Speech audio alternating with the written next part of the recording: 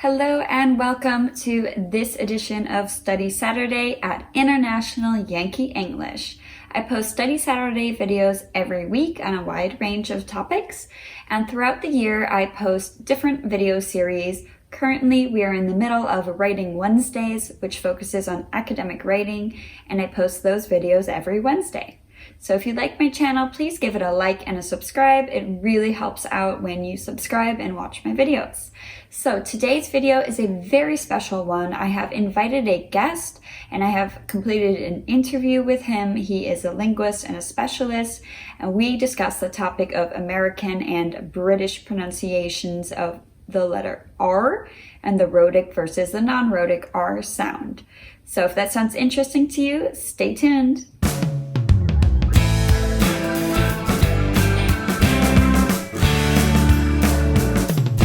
So we're here today with Dominic Ruiz. How do I say your last name? Ruiz. Yeah, we can say Ruiz if you like. Ruiz. Okay. Dominic Ruiz, and I will let him introduce himself.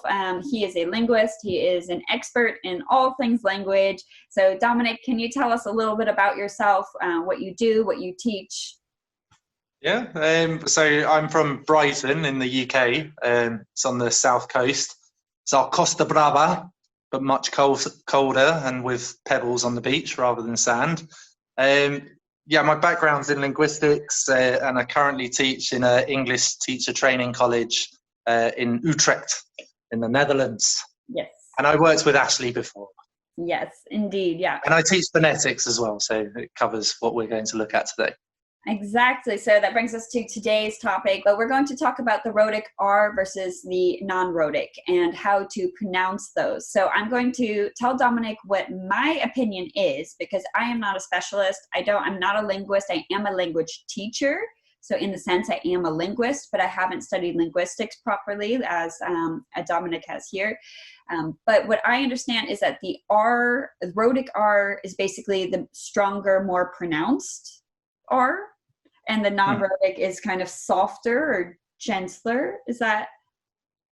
Well, it's more to do with, so there's been an evolution in the language. So right back to older English, you would have the R would be very similar. So you'd have this rhotic R that you have in places like the States. I think in the Queen's English, it's all to do with the R that appears after a vowel sound. So a post-vocalic R, as we call it. But in standard British English, that's disappeared. So in sounds like R and and or, that post-vocalic R, or that R colouring, or that rhotic R that you just mentioned, that's disappeared. Whereas in many other variations of English, especially in the States, that post-vocalic rhotoric R remains. So after those vowel sounds like R, those extended vowels R or in the States, there's far more going on. So the R, I'll say, let's say a few words, Ash. Yeah. If I would say car. What would you say? Car. Okay. What's going on with your tongue there towards the end of that word? So car, it comes back in my mouth a little bit more. Car. Yeah. I mean, what you should notice is when I say car, my tongue stays very neutral. Whereas when you say car, your tongue's probably moving back, and the tip of your tongue's probably moving up towards just behind your teeth. And that's where the standard R is located. Mm-hmm. So you could say that the American, us Brits are a bit lazy, and we've decided to just go R, and the Americans, who have far more energy than we do, they kept that post-vocalic R, so they say car, and you'll notice that your tongue points up towards behind your teeth. It doesn't touch behind your teeth, but it does rise, and that's what we call R colouring, or the rhotic R. I say far. Mm-hmm. Far. Okay, yeah, so you're definitely more energetic, more athletic than I am with your R sound. Yeah, how about we can say one of my favorite phrases, park the car in Harvard Yard.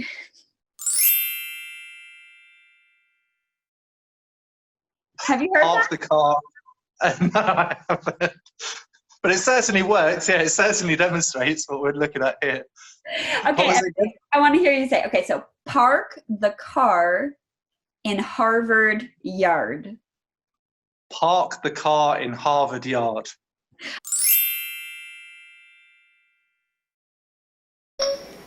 Can I park my car in Harvard Yard?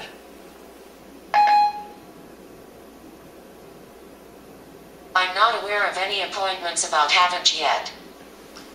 Well, we've got, so that's the R sound, or the vowel, the elongated vowel sound that is R, but it also occurs in the OR sound. So if you look at the phonemic chart, you've also got the extended OR sound, and that's the phoneme with the two dots. So I would say 4, whereas you would say 4. Difference is at the end of the vowel, your tongue is definitely going up. You can hear a slight R colour in there. Some others, I suppose, there's the sound as well that this happens with, and that's in words such as, I would say, fur. Fur? You would say, yeah. So again, you hear far more pronounced R there. And I'm interested. Well, I would say burn, and you would say Burn. yeah. So again, you can hear it in standard British English. We tend to just use a schwa.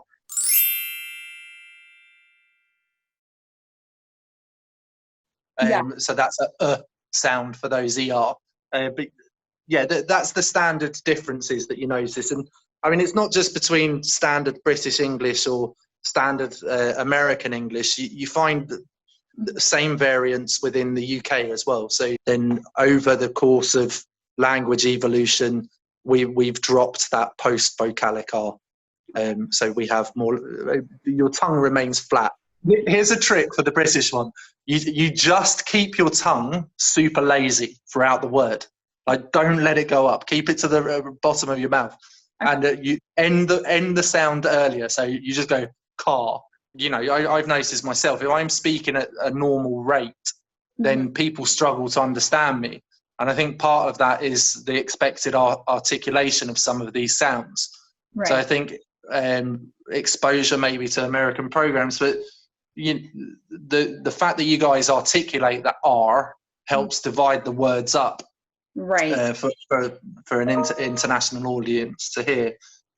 So I certainly don't think it's a bad thing to keep that rhotic R, and it's something it's not just American. I mean, it's old British speech as well. It's just that the two languages have evolved slightly differently, and you'll find it in Britain as well. But it's worth being aware of the distinction. Right. But even like when you said you're explaining that, and you use the word part, and just the way you say like pot. So I think of a pot. You know, like so if you're saying a lot in a conversation, it can be tricky to follow, even for me. And we're both native speakers, just different dialects. Yeah, it is. Yeah, I mean, it comes down to sort of articulation. Yeah, of certain sounds. So yeah, you might hear something else. And but okay, so let me summarize what we've said here today.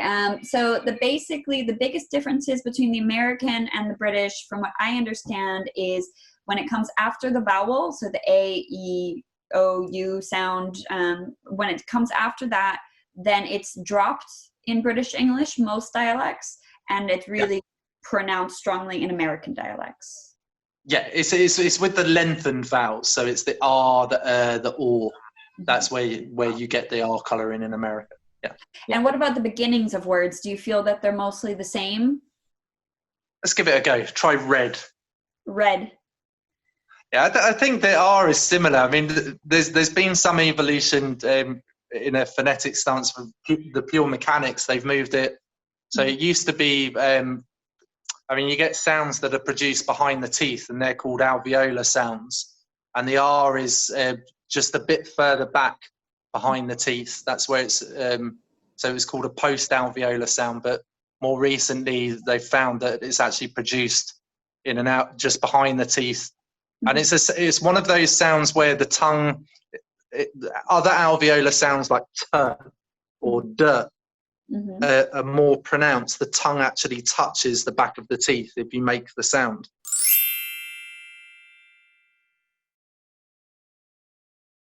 how do you think that they should approach that? Because I have a lot of Dutch students who make more of a W sound. Well, I think if you find that if your students find that they're making a W sound, I mean, that's much further forward. That's a bilabial sound. So I think if you're struggling with your R, then just think about the placement of your tongue, because the tongue should move towards the back of your teeth.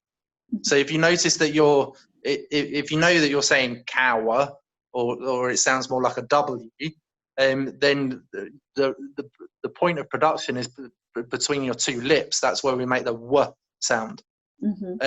Whereas the R is further back. The R sound is with your tongue moving towards the back of your teeth. So I think if your R colouring isn't an issue, but if you're having issues with the R sound, then it really is about where you position your tongue, and it needs to be just behind the teeth. So if you're making a more of a W sound, then it's too far forward, and the point of articulation is in your lips there. So just practice tapping your tongue against the back of your teeth. Car, car, car. Whereas if it's further forward, it's kawa, kawa, kawa. You're not using your tongue enough. Right. Be American. Be more active with your tongue. So thank you so much, Dominic, for joining us today. And if anybody has questions for him, you can leave them in the comments, and I will make sure that I get them to him. And we really appreciate you spending some time with us. So Pleasure. All right, and we'll see you next time. Bye. See you next time. Bye. So I hope you guys enjoyed that and learned a lot. If you have any questions, please leave them in the comments below, and be sure to check out my Facebook group for some additional support. And if you haven't already heard, I do now have a Patreon, and there I run different English courses, and I have additional exclusive video content for you guys. So be sure to check out my Patreon at patreon.com/International Yankee English. Additionally, I will be running a free conversation class on Saturday, October 24th on Zoom. So join my Facebook group, International Yankee English, and like my Facebook page, International Yankee English, and follow me on Instagram at, you guessed it, International Yankee English. If none of those social medias are for you, you can also find us under the same name on LinkedIn, and never miss any of the updates from our online English learning community. I'll see you on Wednesday at Writing Wednesday, or next weekend for Study Saturday. Bye now.